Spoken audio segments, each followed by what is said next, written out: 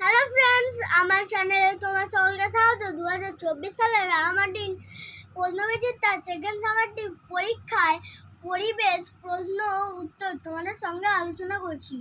আমি আজ গাজল প্রাথমিক বালিকা বিদ্যালয়ের পরিবেশ প্রশ্ন ও উত্তর তোমার সঙ্গে আলোচনা করব। তোমরা ঝটপট খাতায় টুকে প্র্যাকটিস করে নাও।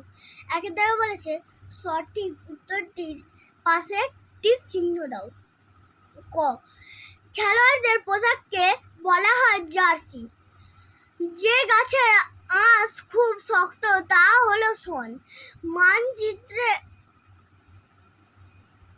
মানচিত্রের ওপরের দিকটা হলো উত্তর। উল কথাটি হলো ইংরাজি।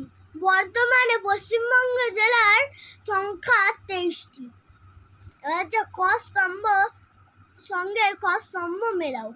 আবল তাবল লিখেছেন সুকুমার রায়। তাই আবল তাবল সঙ্গে সুকুমার রায় টিক দিয়ে দেবে। তারপর দাগ দিয়ে মিলিয়ে নেবে।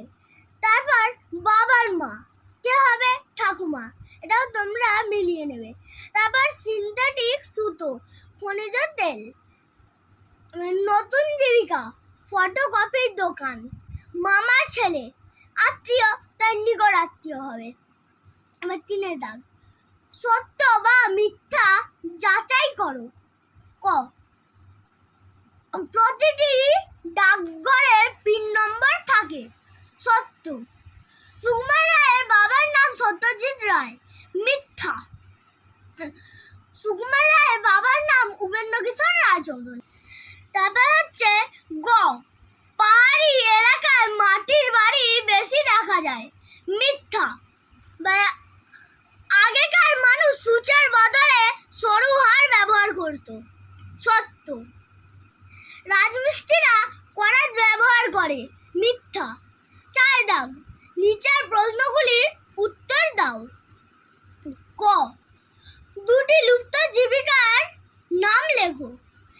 এক হলো পাইকের বেহারা আর শাখা ফেরি।